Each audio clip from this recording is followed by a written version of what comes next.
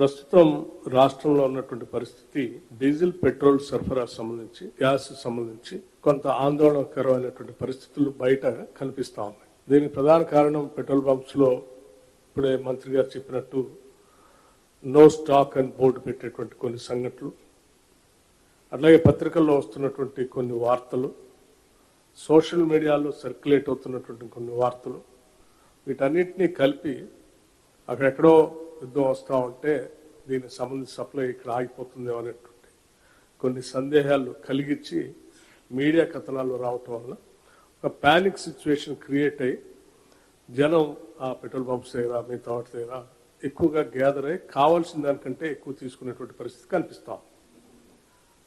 దీనికి సంబంధించి ఇప్పటికే గౌరవ మంత్రివర్యులు అనేక సందర్భాల్లో రివ్యూ చేయటం, ఇవ్వాల్సినటువంటి డైరెక్షన్స్ అన్ని కూడా ఇచ్చారు ఉత్తమ్ కుమార్ రెడ్డి గారు.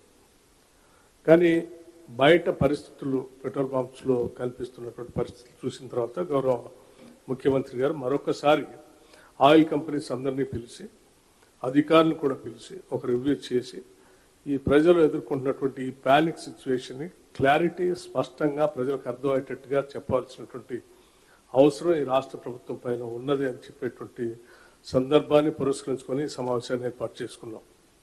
సో ఈ సమావేశంలో గౌరవ మంత్రి గారు కానీ లేకపోతే ఆయిల్ కోఆర్డినేటర్గా ఉన్నటువంటి మీరు చెప్పినటువంటి అంశాలన్నీ విన్న తర్వాత అసలు సమస్య లేదు.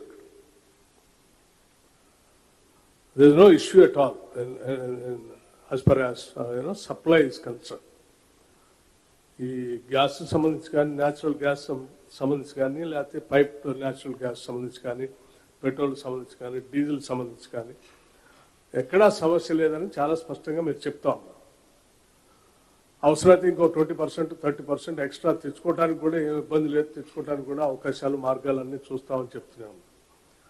సో అంతా బాగుండి బయట మాత్రం ప్యానిక్ సిచ్యువేషన్ ఉంది. ఈ ప్యానిక్ సిచ్యువేషన్ మన దగ్గర ఎటువంటి ఇబ్బంది లేదు, సప్లై ఉంది, కావాల్సినంత మెకానిజం ఉంది కాబట్టి ఈ ప్యానిక్ సిచ్యువేషన్ని అడ్రస్ చేయాల్సినటువంటి అవసరం స్పష్టంగా కనిపిస్తాం. దానికి సంబంధించి ఐఎన్పిఆర్ మెకానిజాన్ని వాడుకోండి. Regular press briefing oil companies వాళ్ళ ద్వారా రెగ్యులర్ ప్రెస్ బ్రీఫింగ్స్ జరిగేటట్టుగా చూడండి. రెగ్యులర్గా సోషల్ మీడియాలో సర్క్యులేషన్ అయ్యేటట్టుగా చూడండి.